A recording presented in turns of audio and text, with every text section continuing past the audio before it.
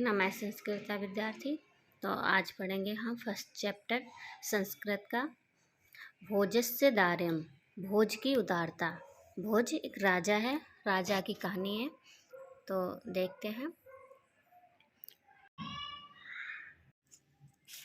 हैं तो आगे। तथा कदाचित् द्वारपाला आगत्य महाराजं भोजं प्राह देव कोऽपि नावशेषो विद्वान् द्वारी वर्तते इति। तो क्या कहते हैं द्वारपाल? कदाचित माने कभी, द्वारपाल आगत माने आकर, महाराजम माने महाराज, भोज मतलब राजा से, प्राह माने कहा, देव देव हे देव, कोपी नाव शेषों का अर्थ होता है जिसके तन पर सिर्फ लंगोटी ही शेष है, जिसके तन पर लंगोटी ही शेष है। विद्वान, ऐसा विद्वान, द्वारी वर्तते द्वार पर आया है। तो आगे देखते हैं, इतना समझ में आ गया होगा। और क्या कहते हैं आगे? राजा, राजा बोलते हैं प्रवेशयति, प्रवेश कराओ। आगे प्रवेशयति, प्रवेश कराओ। तथा प्रवृष्टः सः कविः भोजमालोक्य आद में दरिद्रतानाशो भविष्यति मत्वा तुष्टो हर्षपूरी मुमोच। तो इसका भी अर्थ देखते हैं। तथा माने तब, प्रविष्टा माने प्रवेश करके, सा माने होता है वह, मतलब ये सा किसके लिए आया? जो एक द्वार पर गरीब आया था उसके लिए। सहा कवि, मतलब वो कवि भी था। जो एक राजा के द्वार पे आया था वो कवि भी था। और राजा को देखकर, भोजमालोक्य माने होता है राजा को देखकर, अद माने आज ही, दरिद्र नाशो मतलब हमारी गरीबी दूर हो जाएगी, भविष्यति माने हो जाएगी, और दरिद्र नाशो माने हमारी गरीबी, मत्वा माने मानकर, तुष्टो माने संतुष्ट होके, हर्षपूरी अश्रु मतलब होता है आंसू, तो आंसू मोच माने बहने लगे उसके, किससे? खुशी से, हर्ष से उसके आंसू बहने लगे। किसके? जो द्वार पे गरीब एक आया था। आगे, राजा तमालोक्य प्रहा कवे। तो राजा ने कहा, क्या कहा? हे कवि, हे कवि, किम रोदसी इति, क्यों रोते हो? हे कवि, कवि था वो, तो हे कवि क्यों रोते हो? तथा कविहार राजन आग्रण्य मदगृहम स्थितम। और वो बोला, तब क्या बोला? राजन, हे राजन, राजन कान मतलब इधर लाओ, और मदगृहम स्थिति, और मेरे घर की स्थिति को सुनो। अब जो कवि है वो कैसे सुनाता है अपने घर की स्थिति को? डायरेक्ट जाके नहीं बताता, श्लोक के द्वारा वो समझाता है राजा को। आगे देखते हैं। हाँ, ये है श्लोक। ये लज्जानुच्चो पथि वचनम कारणे गृहिणी शिशो करो यतन सुपहितवती और दीन वंदना माई क्षीरो पाए यद कृतम त्रस्वा श्रुहूले त्यंताशल्यम साहा मत्वासी पुनारुद्धु तो अमूचता। इसका भी अर्थ देखते हैं। लाए, यहाँ से अर्थ लेते हैं इसका। पथि से, यहाँ से पथि, तो एक रास्ते में पथिक जा रहा था और वो नुच्चो माने ऊंची आवाज में आवाज लगा रहा था। वचन माने वचन, कर्ण माने कार्य, और गृहिणी माने उसकी स्त्री। तो क्या आवाज लगा रहा था? लाए मतलब एक गली में बेचने वाला आया, लाए, और वो ऊंचे स्वर में, उच्च स्वर माने ऊंचे स्वर में आवाज लगा रहा था। क्या आवाज लगा रहा था? लाए, लाए ले लो। पहली लाइन का अर्थ समझ में आया होगा। दूसरी लाइन का फिर क्या, शिशो करो, यतन पूर्वक, मतलब हमारे जो बच्चे थे उनके दीनमुखी जो हमारी पत्नी है दीनमुखी, उसने यतन पूर्वक उनके कर्णों माने होते हैं कान, तो यतन पूर्वक कानों को बंद कर दिया। जो हमारी एक गरीब पत्नी है, देखो सुपिहितवती माने होता है, क्या होता है, बंद कर देने वाली। जो कानों को हमारे शिशु माने बच्चों को, यतन माने यतन पूर्वक, दीन वंदना माने होते गरीब या मुख वाली, दीन मुख वाली। ठीक है, आगे 2 लाइनों का अर्थ समझ में आएगा। तीसरे का देखते हैं। माई छीड़ो पायो यदि कृतम दृश्वा और हम, श्रु बहुले माने होता है आंसू, और हम कुछ नहीं कर सके। हम और माई माने मेरी जो गृहिणी, मुझे देखकर जो ऐसी दृष्टि डाली, अश्रुपूर्ण मतलब आंसुओं से भरी हुई दृष्टि जो मेरे ऊपर डाली मेरी स्त्री ने। इसका तीसरी का अर्थ क्या हुआ, तीसरी लाइन का अर्थ क्या हुआ, मेरी पत्नी ने आंसुओं से भरी हुई दृष्टि जो मेरे ऊपर डाली। आगे क्या कहते हैं चौथी लाइन में, वह मेरे हृदय में कांटे के समान गड़ गई है, कांटे के समान गड़ गई है। लास्ट में क्या कहते हैं, पुनरुद्धु मुझतो, तो अब इसे निकालने में आप ही, तुम माने तुम ही समर्थ हो। मतलब वो गरीब राजा से कह रहा है, तो वो क्या कह रहा है, वह राजा से, मेरी पत्नी ने आंसुओं से भरी हुई दृष्टि जो मेरे ऊपर डाली है, वह मेरे हृदय में कांटे के समान गड़ गई है, और इसे निकालने में आप ही, तुम ही समर्थ हो। आगे राजा क्या कहता है, राजा शिव इति उदारयन् प्रत्यक्षरं लक्ष्यं दत्वा प्राह त्वरितम् और गच्छे गेहम त्वगृहिणी खिन्ना वर्तते। और क्या कहता है राजा, कल्याण हो, शिव माने कल्याण हो, तुम्हारा कल्याण हो।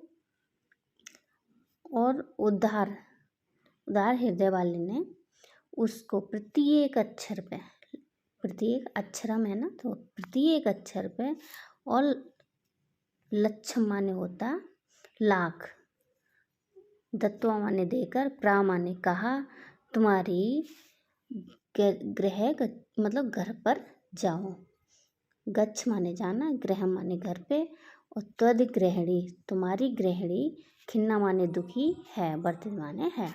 तो इतना ही का अर्थ समझ में आया होगा। एक बार फिर से बता देते हैं पूरे का अर्थ। यहाँ से यहाँ तक क्या कहता है राजा, तुम्हारा कल्याण हो, और ऐसा कहकर प्रत्येक अक्षर पर उसको 1,00,000 मुद्राएं देता है, और कहता है तुम घर जाओ, तुम्हारी पत्नी दुखी है। यहाँ तक हो गया। आगे क्या कहता है, अन्यदा मतलब अन्य दिन, अन्यदा अन्य भोज माने राजा श्री महेश्वरम मतलब भगवान शंकर के को नमिन्तु माने नमन करने के लिए, प्रणाम करने के लिए शिवालय गए, गच्छत माने गए, शिवालयम गच्छत। तो अन्य किसी दिन राजा शिवालय में गए। ठीक है, आगे तदा को अपि ब्राह्मणा राजनम शिव सन्निधौ प्रहादेव। और उसको देखकर, मतलब समीप पे उनको पास में देखकर राजा को और कोई एक ब्राह्मण बोला। ब्राह्मण ने कहा, क्या कहा? हे देव, देव हे राजन। फिर आगे वो भी कैसे कह रहा है, आगे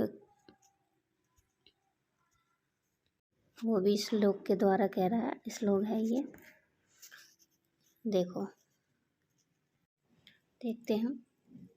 अर्ध दानव वैरणा गिरजाया यर्द शिवास्य हतं देवथां जगति तले पुरा महाभवे समुन्नति गंगासागरं शशिकला नागदीपिम् अक्षमतलाः सर्वज्ञ त्वमधीश्वर मत्वात् त्वं मम तु भिक्षाटनम।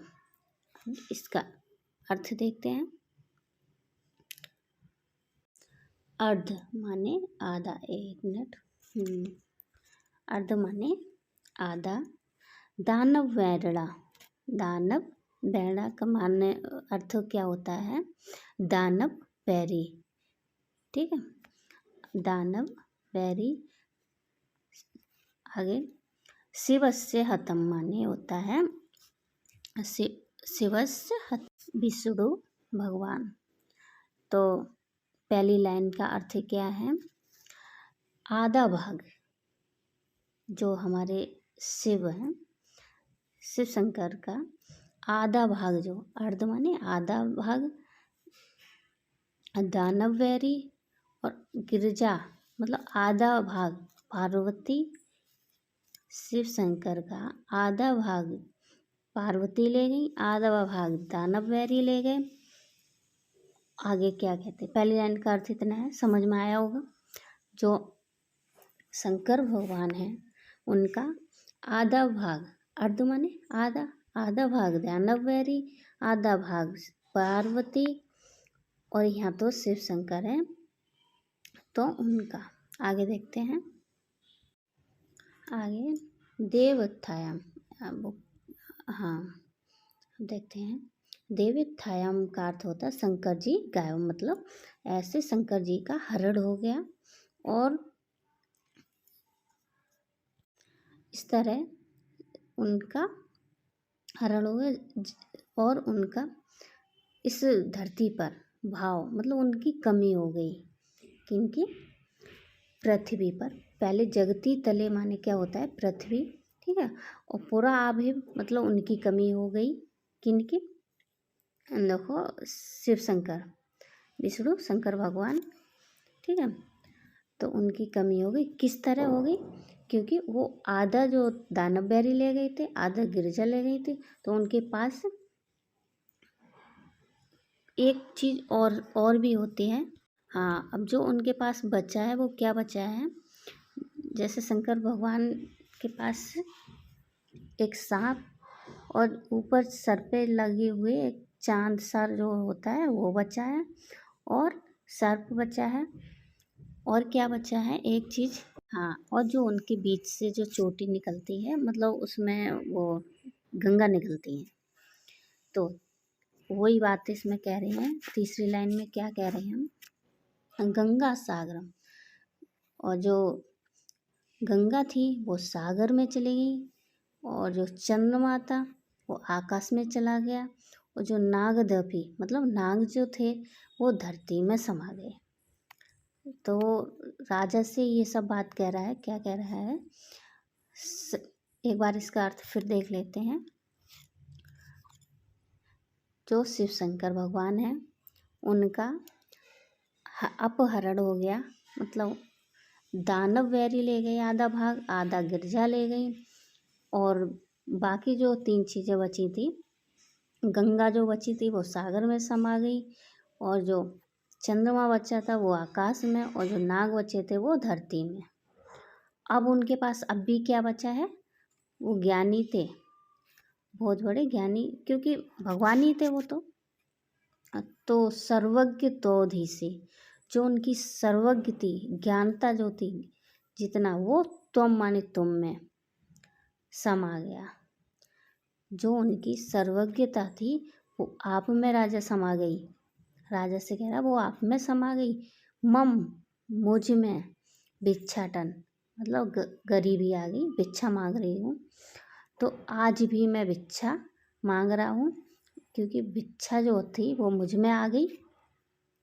तो आज भी मैं भिक्षाटन हूँ और बाकी सब आप में। आगे देखते हैं, हमें आशा है कि इसका भी अर्थ समझ में आ गया होगा चौथे का। अब पांचवा ये देखते हैं। राजा तुष्टः तस्मेह प्रत्यक्षरम लक्षम दत्तो।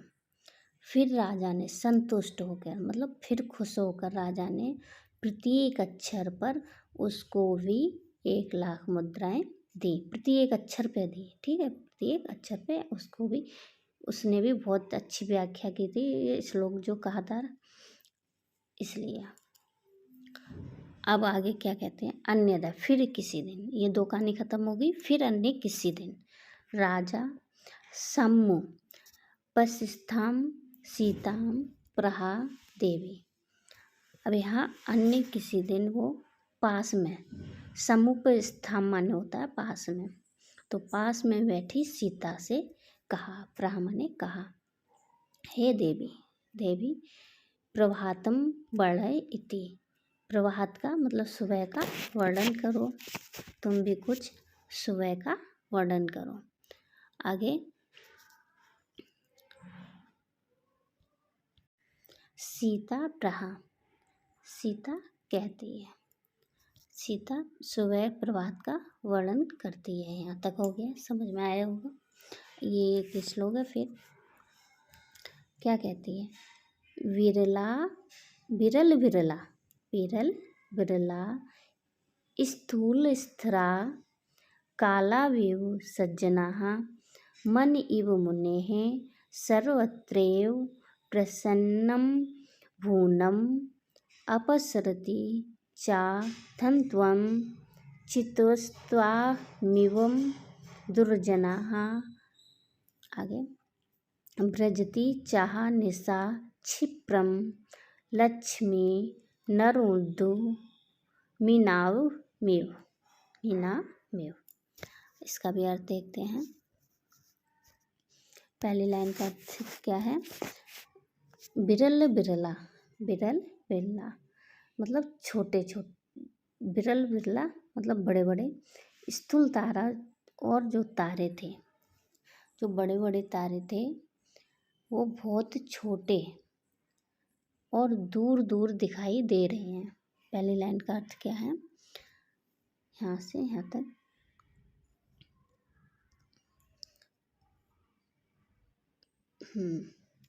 बिरल बिरला जो बड़े बड़े तारे थे वो बहुत दूर दूर और छोटे छोटे दिखाई दे रहे हैं। इसका अर्थ यहाँ तक है। फिर आगे क्या कहती हैं, कलाविव सज्जना, जिस कलयुग में, कलाविव जैसे कलयुग में सज्जन लोग गायब हो रहे हों। किस तरह गायब हो रहे हैं तारे, जिस तरह सज्जन लोग आज के युग में गायब हो रहे हैं। पहली लाइन का अर्थ। आगे क्या कहते हैं दूसरी लाइन में, मन एवं मुनि, जैसे मुनियों का मन, दूसरी लाइन मन मुनि जैसे मुनियों का मन सर्वत्र मतलब सर्वत्रैव प्रसन्न, प्रसन्नता से, मन की तरह प्रसन्नता से, जैसे ऋषियों का मन, ऋषियों का, हाँ क्या है यह, सर्वत्र मतलब सभी प्रकार प्रसन्न है। आगे फिर क्या कहते हैं तीसरी लाइन में, तीसरी लाइन का अर्थ देखते हैं। हाँ अपसरित, अपसरित काली माँ समाप्त हो रही है। अपसरित ध्वंतिम माने कालिमा, तो कालिमा समाप्त हो रही है और दुर्जन उनके, दुर्जन व्यक्ति जो दुर्जना है, तो दुर्जन व्यक्ति शिशिर में समाप्त हो रहे हैं। मतलब कैसे? कालिमा समाप्त हो रही है मतलब ऐसे, जिस तरह दुर्जन व्यक्ति समाप्त हो रहे हैं। आगे क्या कहते हैं लास्ट में, रात तेजी से जा रही है। निशा अच्छा माने और छिपरा माने छिप रही है, तो रात तेजी से जा रही है जिस प्रकार दुर्जन व्यक्ति के पास से, दुर्जन व्यक्ति के पास से लक्ष्मी चली जाती है। लास्ट में क्या कहते हैं, रात तेजी से जा रही है जिस प्रकार, या उसी प्रकार जा रही है जिस प्रकार दुर्जन लोग के पास से लक्ष्मी स्वतः चली जाती है। मतलब जो आलसी होते हैं उनके पास से तो लक्ष्मी चली जाती है, तो वही बात इसमें कही गई है। राजा तस्मै लक्ष्यं दत्त्वा कालिदासं प्राह सखे त्वमपि प्रभातं वर्णय इति ततः कालिदासः प्राह।